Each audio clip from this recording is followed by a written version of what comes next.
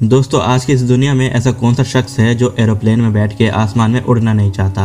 हर कोई आसमान में उड़ना चाहता है, जो कि आज के समय में आम बात है। लेकिन दोस्तों आपको ये जानकर हैरानी होगी कि आज से 1000 साल पहले एक ऐसा भी शख्स हुआ जिसने चिड़ियों की तरह आसमान में उड़ने की कोशिश की थी। यह कोई किस्सा या कहानी नहीं बल्कि एक सच्ची घटना है। आज के इस वीडियो में हम आपको एक ऐसे मुस्लिम साइंटिस्ट के बारे में बताएंगे जिन्होंने दुनिया में पहली बार उड़ने वाला मशीन बनाया था। इस मुस्लिम साइंटिस्ट के बारे में आप में से बहुत से लोग नहीं जानते होंगे।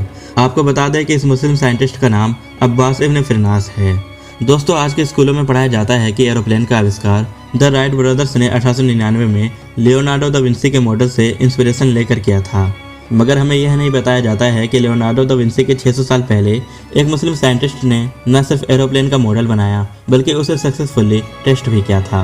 अपने जज्बे के दम पर ही अब्बास इब्न फिरनास ने सबसे पहले आसमान में उड़ान भरी थी। इस मुस्लिम साइंटिस्ट अब्बास इब्न फिरनास का जन्म 810 ईस्वी स्पेन में हुआ था। वह एक इंजीनियर, इन्वेंटर, पायलट, फिजिशियन और अरबी शायर थे। वो बचपन से ही आसमान में उड़ना चाहते थे। इतिहासकार फिलिप हिती की किताब अरब के इतिहास में लिखा है कि आसमान में उड़ान भरने की कोशिश सबसे पहले साइंटिस्ट अब्बास इब्न फिरनास ने ही किया था। उसने उड़ने के लिए ग्लाइडर का इस्तेमाल किया था।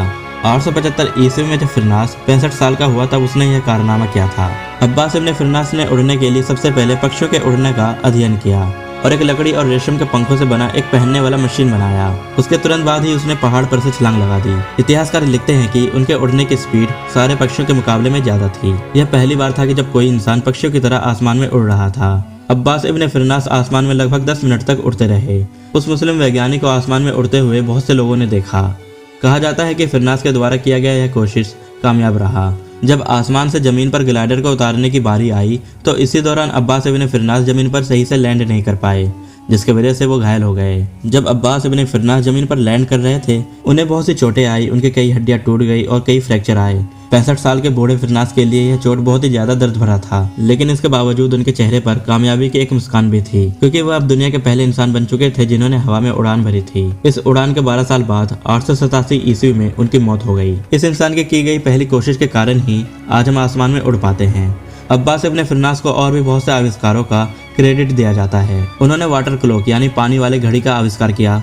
उन्होंने रॉक क्रिस्टल को काटने के लिए एक डिवाइस का आविष्कार किया। उन्होंने दृष्टि को सही करने के लिए एक क्लियर गिलास का आविष्कार किया। उनके बहुत से आविष्कारों की वजह से लीबिया सरकार ने डाक टिकट जारी किया और उनके सम्मान में इब्न फिरनास की एक मूर्ति बगदाद हवाई अड्डे में इराक के पास बनाई गई थी और उनके सम्मान में चांद पर एक बड़े गड्ढे का नाम इब्न फिरनास क्रेटर रखा गया है और कोर्डोवा में ग्वाडलक्विर नदी पर बने पुलों में से एक पुल का नाम भी उनके नाम पर रखा गया था। एक ब्रिटिश वन प्लेन एयरलाइन का नाम फिरनास एयरवेज नाम रखा गया था। आज दुनिया भले ही राइट ब्रदर्स को एयरप्लेन बनाने वाला पहला आविष्कारक मानती है, लेकिन अब्बास इब्न फिरनास वो महान साइंटिस्ट है जिन्होंने दुनिया को आसमान में उड़ने का सपना दिखाया था। इनके कोशिश की वजह से ही आज हम आसमान में मशीनों द्वारा उड़ सकते हैं। तो दोस्तों अगर आपको ये जानकारी अच्छी लगी हो तो इस वीडियो को लाइक करें और ऐसे इन्फॉर्मेटिव वीडियोस को देखने के लिए मेरे चैनल को सब्सक्राइब जरूर करें। तो मिलते हैं आपसे अगली वीडियो में।